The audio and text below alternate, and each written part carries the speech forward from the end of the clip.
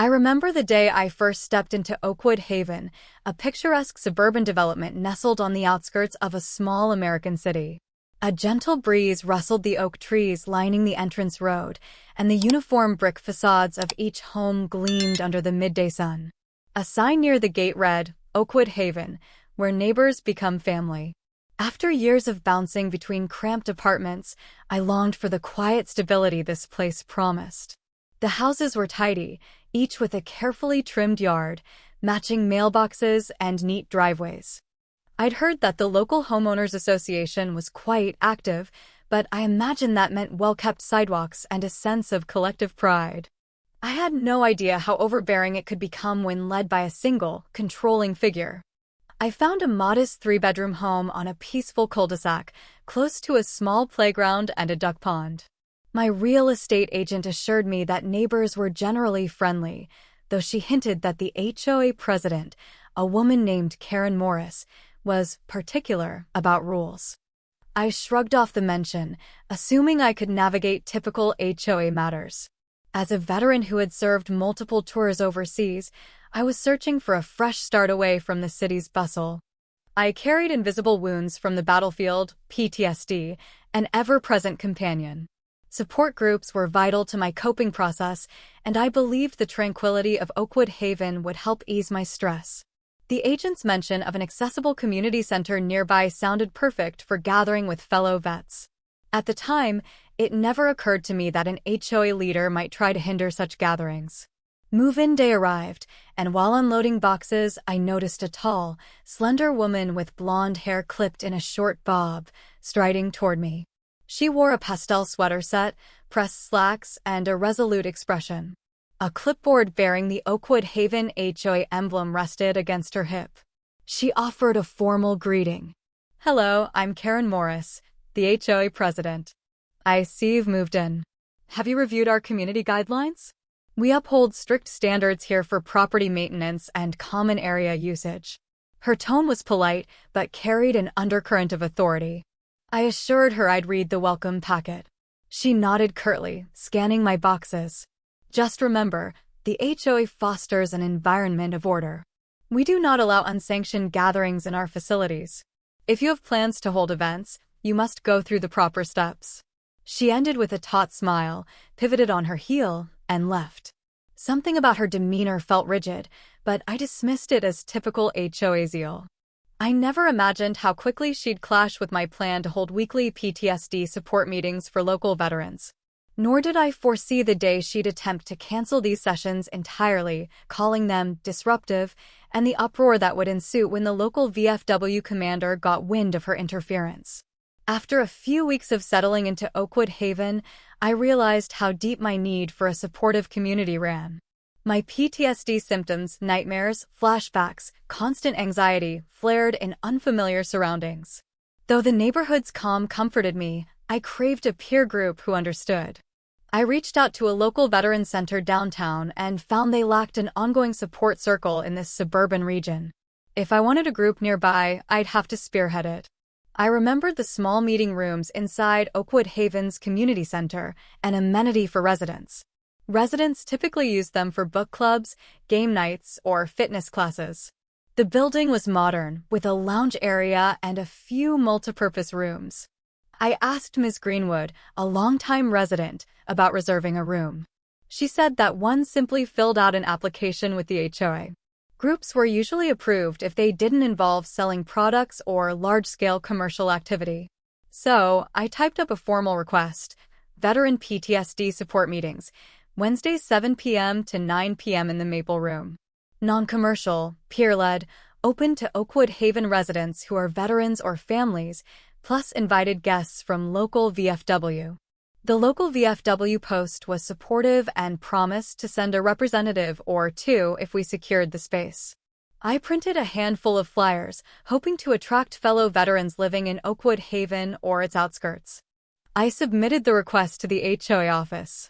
Ms. Greenwood told me the board typically meets monthly, but straightforward requests might get approved by the president or a smaller subcommittee. I waited anxiously. After a week, I received an email from the HOA administrative assistant. "Your request is temporarily approved. pending final ratification at the next board meeting. You may proceed with your scheduled time. Relieved, I pinned up a few flyers at the community center's bulletin board and circulated some at the local VFW. The initial plan: gather a small circle of vets, share experiences, discuss coping strategies, possibly invite guest speakers. I never imagined that Karen, the HOA president, might personally sabotage these sessions, labeling them disruptive. But her opposition was soon to surface. The first Wednesday, just 3 of us met. Me, a Marine veteran named Carlos from a few streets over, and Linda, an Air Force vet renting in a neighboring development who had permission to attend as my guest. We used the Maple Room in the community center, a cozy space with a round table and padded chairs. We quietly discussed personal struggles, offered mutual support, found camaraderie. Our conversation was subdued, typical for a small therapy-like environment. We left feeling it was a positive start. A week later, 6 vets came, including 2 older men from the local VFW. They commented on how convenient it was. We set out water bottles, had a gentle discussion about coping with triggers. At times we laughed or shared heavy moments, but we remained respectful. The evening ended with firm handshakes and a vow to meet next week, hoping to expand. Then came the email from Karen. The subject: concerns regarding weekly gatherings. She wrote, "I've received inquiries about the Wednesday night usage of the Maple Room by an external group.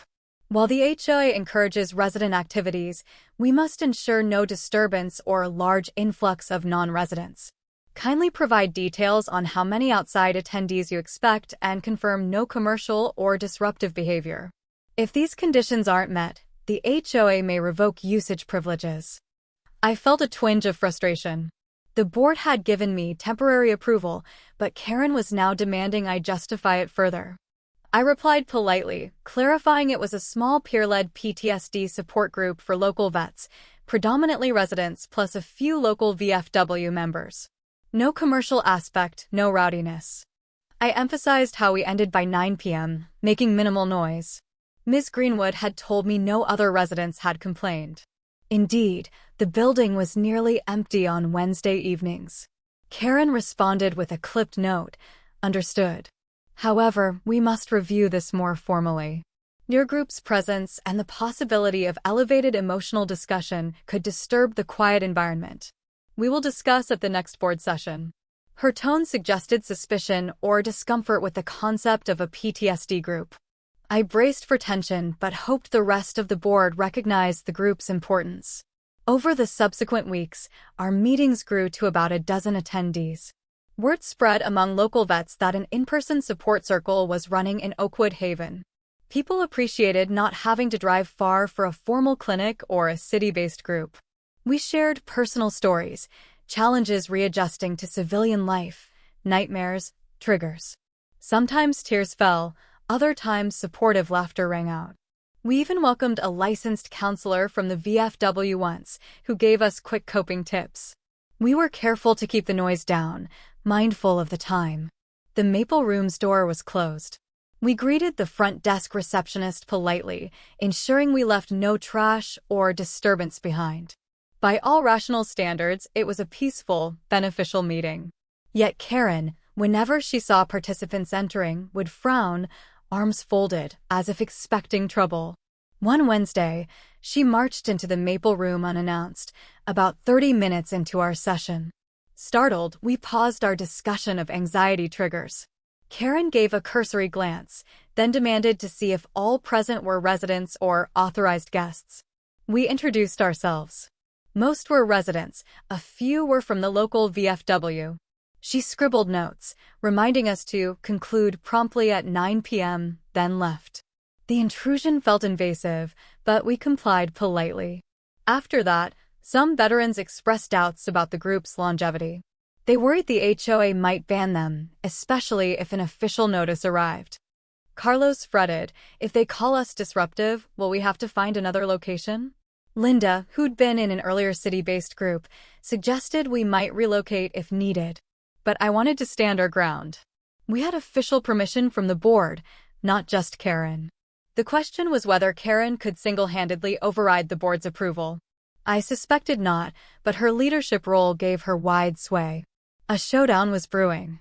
At last, the monthly board meeting arrived. Held in the community center's main hall, the 5-person board, including Karen as president, sat at a table facing about 20 residents in folding chairs. I and 2 fellow vets, Linda and Carlos, attended to represent the PTSD group. Miss Jenkins, a supportive board member, had told me to be prepared to defend the group's existence.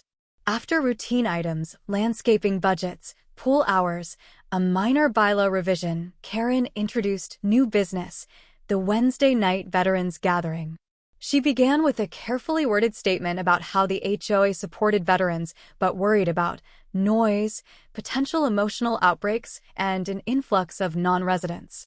She claimed to have multiple concerns from neighbors, though she provided no details on who complained. She suggested the group might find a more appropriate location outside the neighborhood. I stood up, explaining the group's purpose, a safe peer support environment for vets coping with PTSD. We kept voices low, ended on time, used the maple room responsibly. I noted that the board had given us initial approval, and we'd abided by all guidelines. Linda added that many present were indeed Oakwood Haven residents. The few outside attendees were from the local VFW, guests offering crucial support. Carlos also spoke about how the group provided him a lifeline, preventing him from feeling isolated. Ms. Jenkins and another board member, Mr. Tabor, seemed supportive. Ms. Jenkins asked if Karen had concrete complaints. Karen repeated vague references to disturbances and excess outside foot traffic. Mr. Tabor pressed for specifics, like times, decibel levels, or real neighbor complaints. Karen had none. A mild hush fell, and Ms. Jenkins pointed out no official complaints were filed, and the lounge was typically unused at that slot.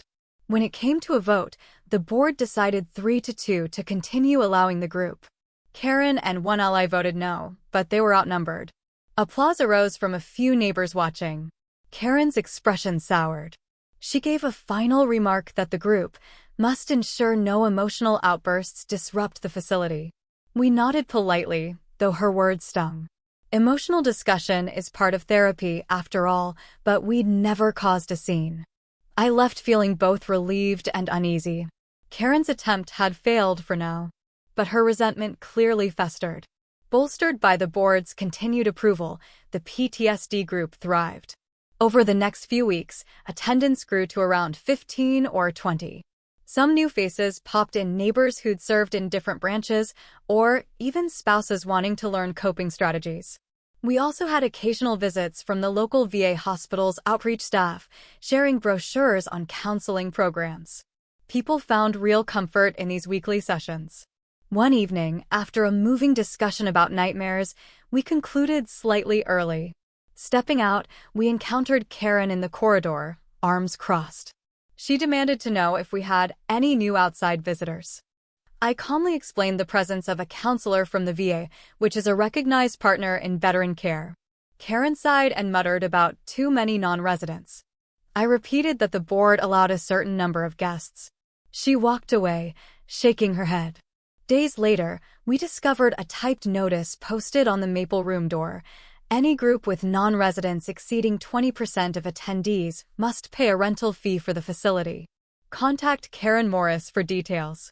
This contradicted the board's resolution, which allowed the group to have invited volunteers or professionals. We suspected Karen was again acting unilaterally.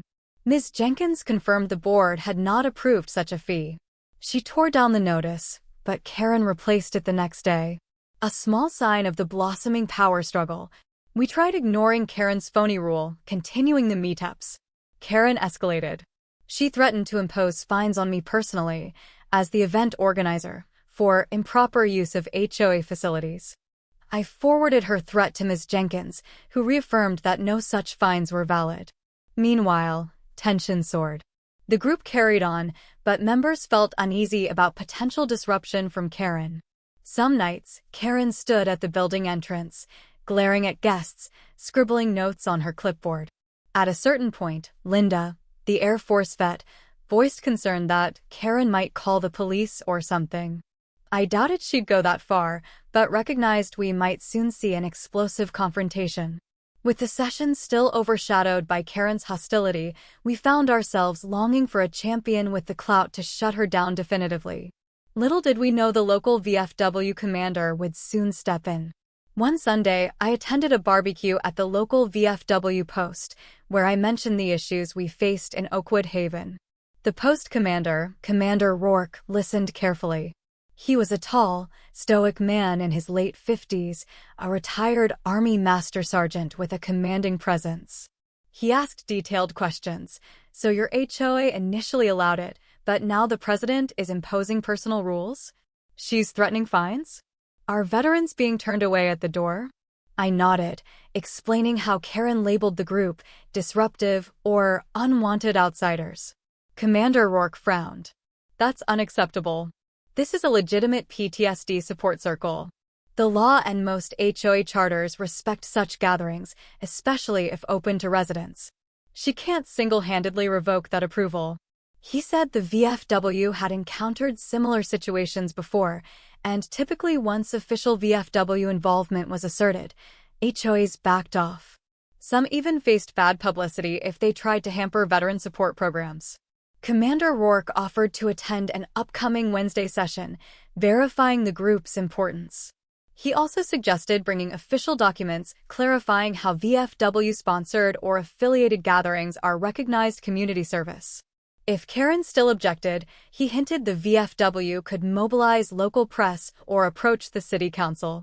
No HOA president wants negative headlines about blocking veterans' mental health support, he observed wryly. I felt a surge of relief. Maybe the presence of the VFW commander would dissuade Karen from her hostility. If not, he'd push back with an official stance. The post might even help us legally. That Wednesday, Commander Rourke told me he'd arrive just before 7 p.m., prepared to meet Karen if she tried any nonsense. The stage was set for a showdown. The morning of that Wednesday, I discovered a typed letter in my mailbox from Karen. Headed with the HOA logo, it read, "Cease and desist, effective immediately." The Wednesday PTSD meetings are causing disruptions and bringing non-residents onto HOA property without official sanction. The board's prior approval is rescinded. Any further gatherings will be considered trespassing, and local authorities will be contacted. She signed it as Karen Morris, president. I was stunned. This letter contradicted the board's majority stance. Ms. Jenkins later confirmed the board had not voted to rescind anything. Karen was forging official-sounding documents on her own. That evening was our scheduled meetup, and now we had an explicit shutdown order from Karen. I called Ms. Jenkins, who said, "Ignore it. She can't do that alone." I worried about the possibility of actual police intervention, but Ms. Jenkins insisted the board would back us if it came to that. I circulated the letter to Commander Rourke. He told me to stand firm, that the VFW recognized the meeting as legitimate. If she tries to forcibly remove us, we'll calmly explain we have board approval. If the police come, we'll present that. We'll see how far she's willing to go. My anxiety soared, but I was determined not to let Karen's intimidation shut us down. For many of us, these sessions were a lifeline. That evening, we arrived at the Maple Room around 6:45 p.m. The usual group gathered, whispering about Karen's letter. Ms. Jenkins and another supportive board member, Mr. Tabor, also showed up, prepared to defend us. Commander Rourke arrived in his crisp VFW jacket, exuding quiet authority. Everyone braced for a confrontation. Sure enough, as 7 p.m. approached, Karen burst into the room, brandishing her cease and desist letter, declaring the meeting canceled. The tension in the air was palpable.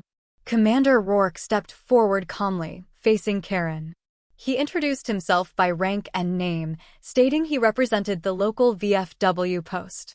Karen blinked, seemingly thrown off by his formal demeanor.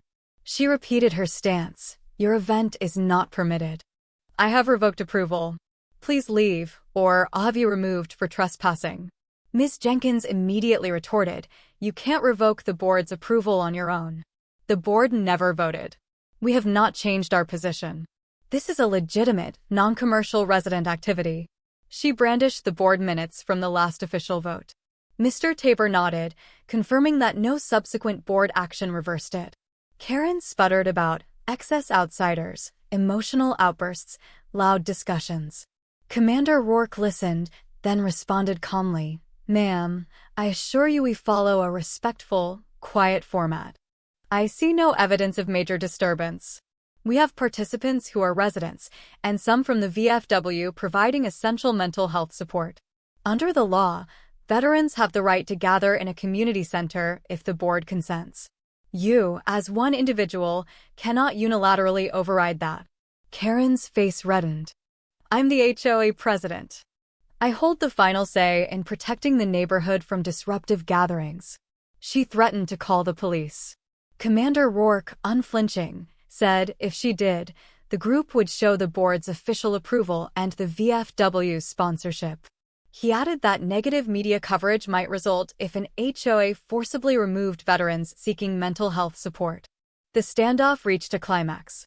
Ms. Jenkins stepped in, repeating that the board majority was present and upheld the group's right to meet. She demanded Karen step aside. Karen glared at the circle of veterans, obviously outnumbered physically and politically. She looked at Mr. Tabor, Ms. Jenkins, and Commander Rourke, all resolute. Realizing she might face a humiliating public spectacle, Karen's anger flared, but she hesitated to bring in the police. Her bluff was called. At last, with a sharp huff, Karen stormed out, declaring, "This isn't over. I'll see you at the next board session." The door slammed behind her. A collective exhale of relief swept the room. Commander Rourke looked around, nodded confidently, and told us to proceed. We resumed our meeting, albeit shaken. That night's discussion focused on resilience, an ironic theme, given the confrontation we'd just survived.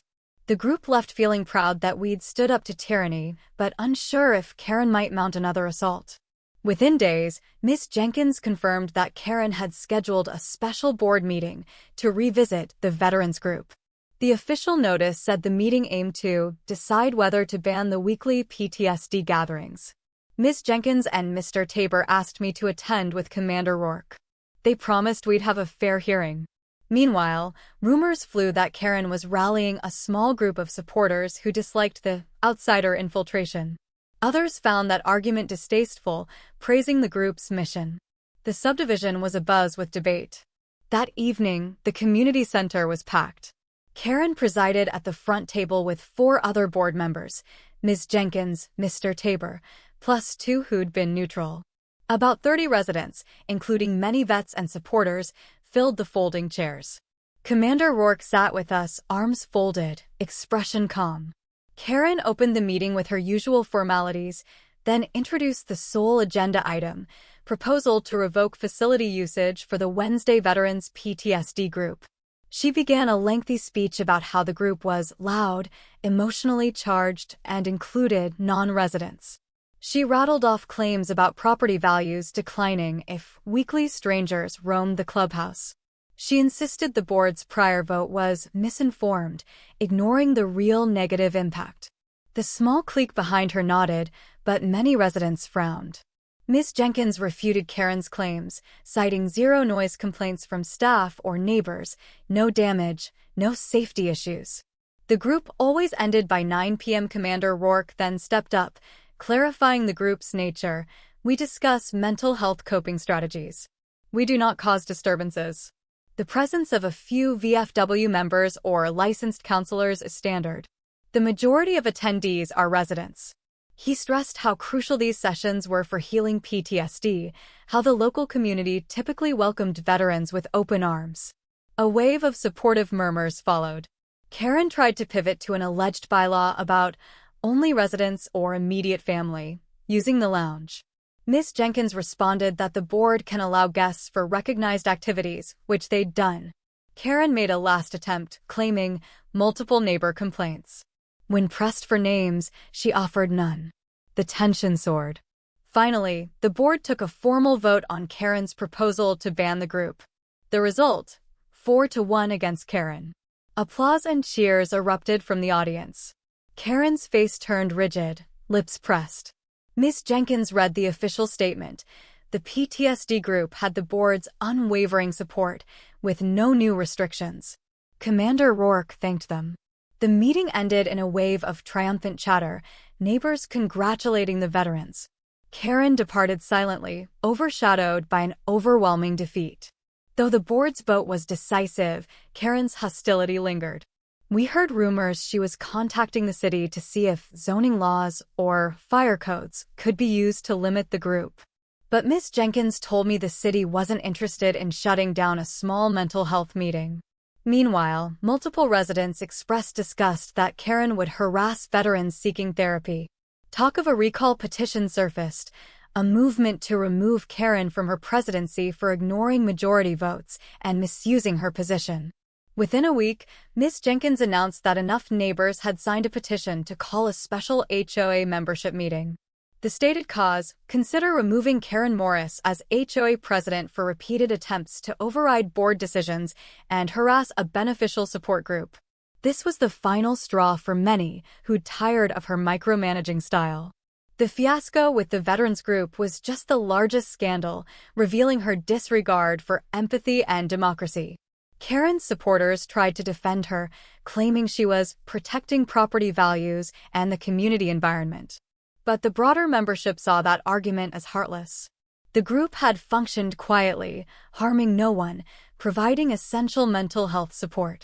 In fact, many non-vet neighbors praised the group's presence, feeling safer with veterans around. The special meeting was scheduled for a Saturday afternoon, promising high attendance. Karen realized her position was at risk. She posted lengthy rants on the HOA forum, calling the group unnecessary and painting them as outsiders. Commander Rourke or Ms. Jenkins corrected her misinformation in replies, citing official board votes. The swirl of controversy only stoked more residents to show up for the recall vote. On the designated Saturday, the community center bustled with over 100 residents, a record turnout. The board table faced rows of chairs. Karen sat in the center, flanked by Ms. Jenkins, Mr. Tabor, and the others. I arrived with several group members, including Commander Rourke, who stood by to speak if needed.